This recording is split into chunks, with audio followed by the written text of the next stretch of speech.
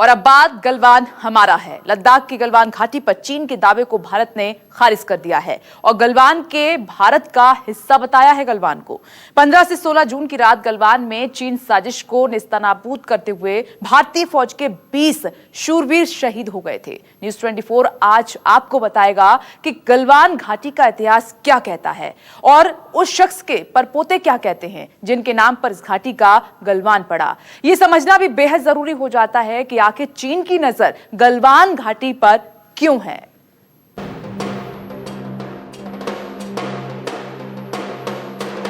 न वहां कोई हमारी सीमा में घुस आया है,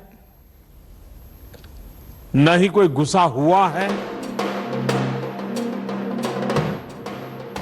लद्दाख की गलवान घाटी में चीन की धोखेबाजी का भारतीय फौज के शूरवीरों ने करारा जवाब दिया। चीन की साजिश का सर्वनाश कर दिया तो प्रधानमंत्री नरेंद्र मोदी साफ साफ कह चुके हैं कि ना कोई हमारे क्षेत्र में घुसा, न हमारी चौकी पर किसी का कब्जा है।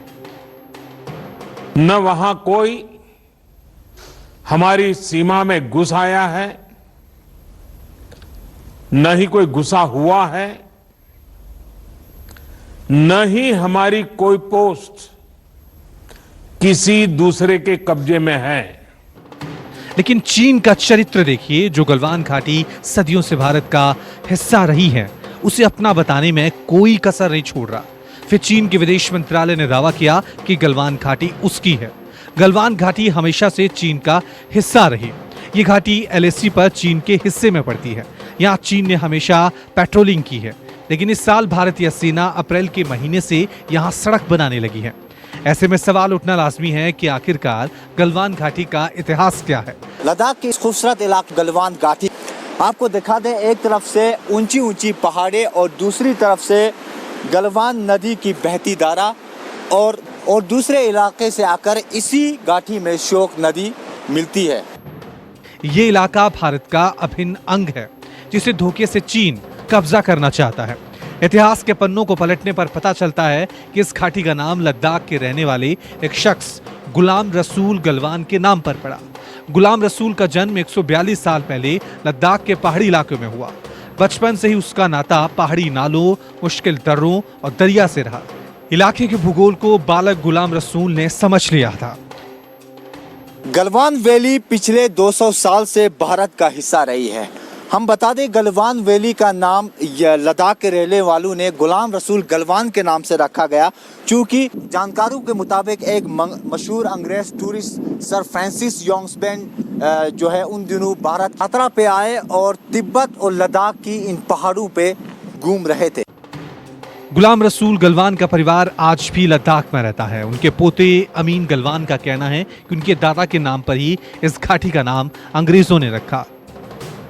मेरा दादाजी गुलाम मोहम्मद रसूल गलवान जो एक एक्सप्लोरर और टेकर, अंग्रेज़ों की जो ब्रिटिश के साथ, या मिस्टर लिटिल सर फर्नांड यामासबन जो ब्रिटिश के एक्सप्लोरर है, टेकर है, जो काराकोरम रोड होते हुए गलवान नाला पहुंचा, तो उन्होंने उस एक्सपीडिशन में वहाँ पे मौसम ख़राब हो गया, तो उनके सामने बिल्कुल एक मौत नाज रहा था पूरा काफिले को। तो उन्होंने गलवान नाला, वो पहला जो गाइड था, उन्होंने उस जगह को खोज निकला और एक रास्ता निकाल के उन काफिला को सही सलामत दूसरी जगह पर पहुंचाया। अमीन गलवान के मुताबिक उनके दादा बड़े होने पर इस इलाके में आने वाले अंग्रेज यात्रियों की गाइड के तौर पर मदद करने जाने लगे। उन्होंने काराकोरम पर्वत की ऊंचाई मापने वाले मेजर गॉडविन ऑस्टिन जैसे लोगों के साथ काम किया। 1890 से 1896 तक मशहूर सर फ्रांसिस यंग हसबैंड के साथ वो रहे। सर फ्रांसिस ने ब्रिटेन और तिब्बत के बीच समझौता तैयार किया था। इन इलाकों में गुलाम रसूल गलवान ने अंग्रेजों की बहुत मदद की, जिससे अंग्रेज बहुत खुश हुए। फ्रांसिस योंग्सबेन तिब्बत और लद्दाख की पहाड़ों के बीच घूमते घूमते रास्ता भटक गए और उस वक़्त गुलाम रसूल की उम्र 12 से 14 साल की थी और गुलाम रसूल घाटी के इस इलाके से पूरी तरह वाकिफ थे।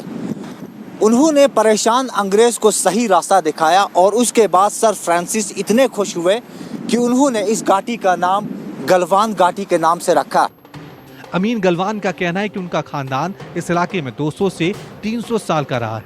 गुलाम रसूल गलवान के बारे में सैकड़ों कहानियां लद्दाख में कही और सुनी जाती हैं।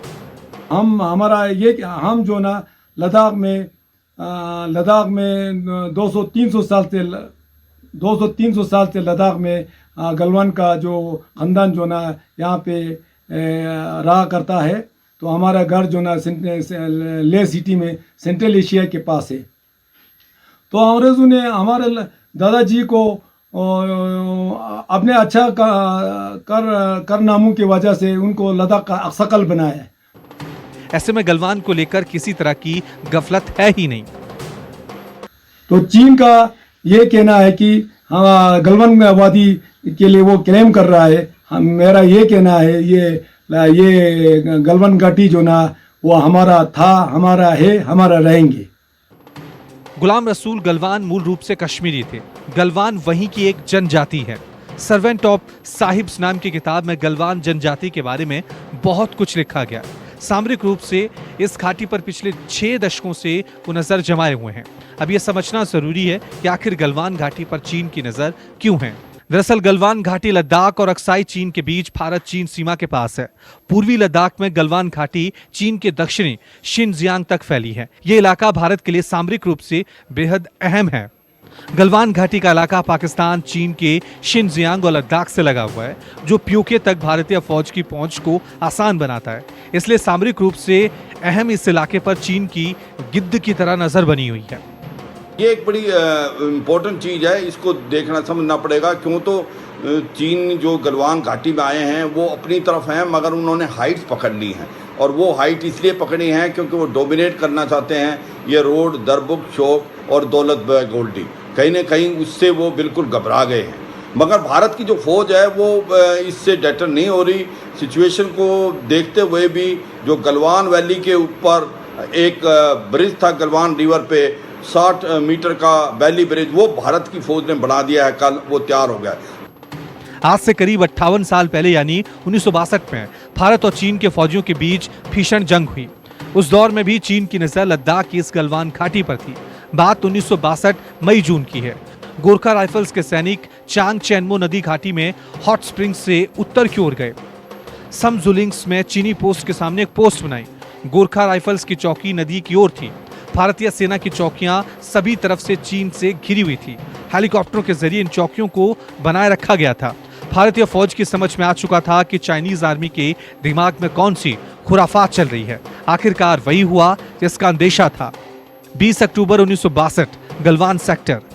सूरज की पहली किरणों के साथ चाइनीज आर्मी के जवानों ने भारतीय चौकियों को निशाना बनाना शुरू कर दिया। तमाम मुश्किल हालातों के बावजूद 24 घंटे तक भारतीय फौजी चीनी सेना का डटकर मुकाबला करते रहे। गलवान घाटी की भारतीय चौकियों पर तैनात 68 सैनिकों में से 36 ने सर्वोच्च बलिदान दिया। कुछ सैनिक चीन की घेराबंदी तोड़ते हुए भारतीय चौकियों पर वापस लौटने में कामयाब रहे। 1962 में भारत चीन युद्ध के बाद इस क्षेत्र में कुछ खास नहीं हुआ, लेकिन अब चीन ने इस इलाके में साजिश शुरू कर दी है। इस इलाके को अपना बताने लगा है, जो भारत का अभिन्न अंग है। नमस्कार, मैं हूं मानक गुप्ता। अगर आपको हमारा ये वीडियो पसंद आया हो तो इसे लाइक और शेयर जरूर करें। और हाँ, हमें सब्सक्राइब और फॉलो करना ना भूलें, ताकि आप देश और दुनिया की कोई खबर मिस ना करें। तो जुड़े रहिए हमारे साथ और देखते रहिए न्यूज़ 24।